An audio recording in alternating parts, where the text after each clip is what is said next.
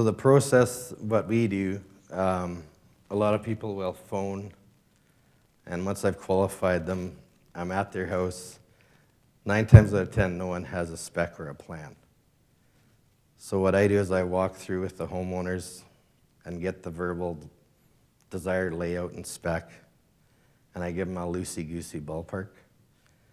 So if I say, you know, this is going to be $450,000 ballpark, and then of course based on spec and et cetera.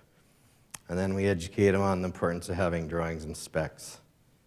And what we do is refer them to, we've got 3 independent architectural designers and architects that we will refer them to, who we know that are good, and same with interior designers. And then we educate them on the different business models used, and we soft sell this transparent system. And it's just giving, we've got all kinds of paperwork or brochures to leave them for them to input and extract info. And then we offer our input at the design stage, no charge, to try and minimize costs on locating, you know, for plumbing and things like that, and a most efficient way to get what they're after. So once they have the drawings and specs, we book a trade day, and we bring in all the relative trades and suppliers, our window guys, the plumbers, and the people loves trade day because they can talk to the Sparky and how much is a pot light, and he'll tell them 130 for, you know, 4-inch and 170 for an LED or whatever, and they get a sense of trust. You're building trust through this whole thing. And then we compile the quotes once they're in after the trade day, and then we sign the contract once we do our presentation. If we've gotten to a trade day with a customer, and that's why we don't take deposits up front, we like to earn their trust, and I find by paying it forward, in a sense, by investing our time, by that point, we've earned a ton of trust already. They've met all our trades who are extremely personable because that's the way we want them. We're in people's homes every day. And they've already trusted the trades. They've asked them questions and they've taken the time, and the trades are our sales force as well on that trade day. So while I'm off doing something with someone or the PM, they might be in the corner with the plumber or down in the mechanical room, and they're selling for us as well. And then we sign the contract. But if we're at this stage, we have over a 90% closing ratio. And they're happy to, because we give it to them all. When we do a spreadsheet presentation, we attach every quote from every trade and supplier. And at that point, we're pretty much there. I'm just going to show you a video of a job we're just getting done here in a couple of weeks. The process of what when you're doing a renovation project. So we just actually shot this before I left, the day before I left, so it's pretty rough. But essentially, they're moving in on the 21st, and they're pretty happy campers, and we actually followed the string back 2.5 years, referral to referral to referral, where we kind of, the trail started, and we were just over $7 million in referrals from this person, or sorry, backwards from this person. So, and they have since referred us to 2 colleagues just in the last few weeks for jobs for next year, and they'll all be in the same kind of price point. So Calgary loves transparency. She's a manager of, they call them landmen, but she's like not a man, obviously, but she negotiates all the land claims for Crescent Point Energy. So there's a lot of this type of generation in Calgary that these are the ones that are spending all the money, and they love transparency. So this particular company that we were up against, we just kind of follow them around, and this is what happens.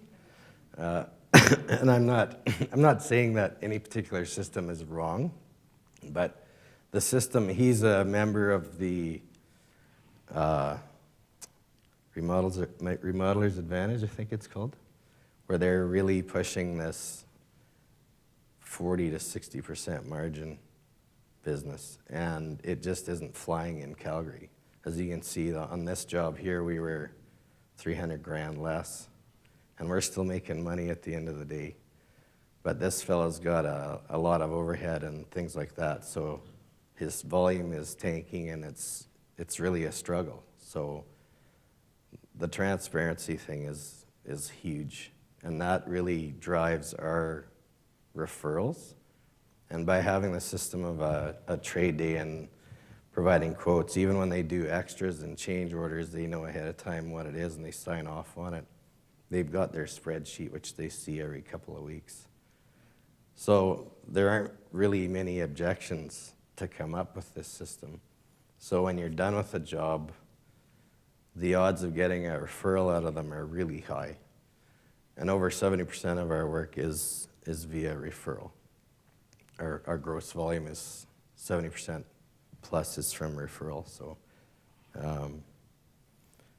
we may not be making over 10%, but I think I'm happy to take 10% at the end of the day. Here, I'm trying to get this thing going again. There we go. So pointers and facts, these are a few things. Differentiate yourself. So what we do is we have a best price guarantee.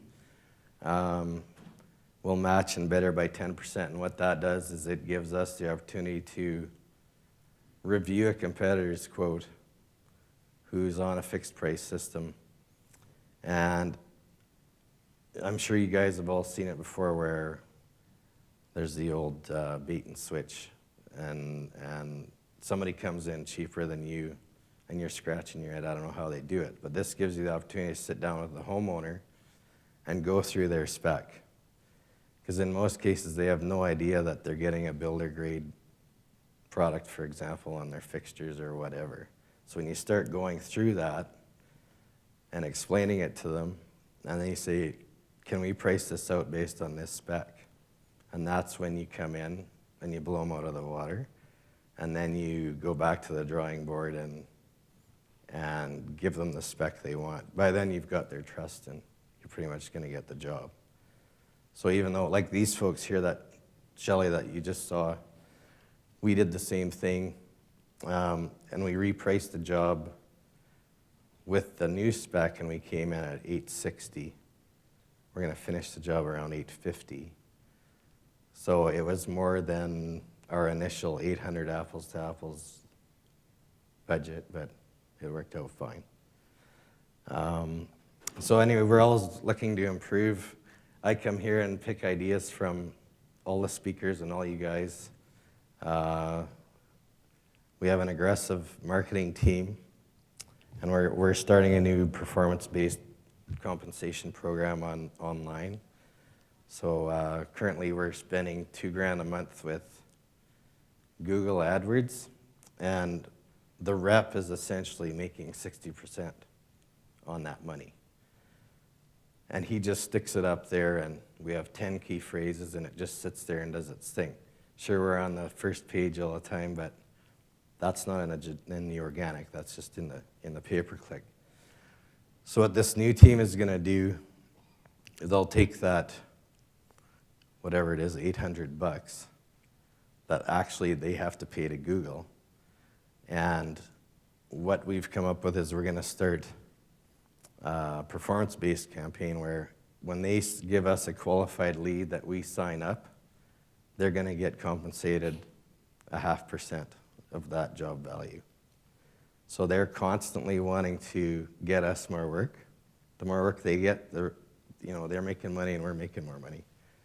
And the actual costs are being laid out there. We're not paying an extra $1,200 for somebody to just deposit the check in the bank. So there's all kinds of things we're always changing and looking to improve all the time. So I mentioned references. our referral rate is over 70%. They are your biggest sales force. So what we do, just some of the ideas out there, we stay in touch with our past clients. Best Advocates, biggest sales force. Every 2 years, Cirque du Soleil comes to Calgary. The tickets go on sale about end of November. So what we do is we buy blocks of tickets, and then that's our Christmas gift to our past clients. And they all look forward to it every time they're in town. So we have a big bash at Cirque, and we rent the red and white room. They all network together, and most of them know each other because it's referrals, and it's a great event. And they always remember that. So you're seeing them at Christmas, and then you're seeing them again in April or May when the show's in town. So there's different things like that. Architects and designers, we get lots of work from them. Top realtors in the desired neighborhoods that you want to work in, we network with them. I'll often meet realtors that have customers who've narrowed down the top 3 houses that they want to go look at. And I'll spend the time and go through each house with them and give them a ballpark number on rental costs on each one, and they close the deal, and usually we're renovating that house. So it's time well spent. And then local media, get to know them and make yourself available, because they'll always come to you and ask you for a story now and then you're viewed in the public eye as an expert in your field. So it's all free advertising. So that's pretty much it. David wanted me to tell a story about when you guys were out. We had an Asian fella come from Beijing. He's an oil guy, and we just built him an 8,500 square foot house. And money was no object to this guy. And we had all the plans drawn up, and we started the dig. He flew back to Beijing, and then he came back after we just had the floor put on.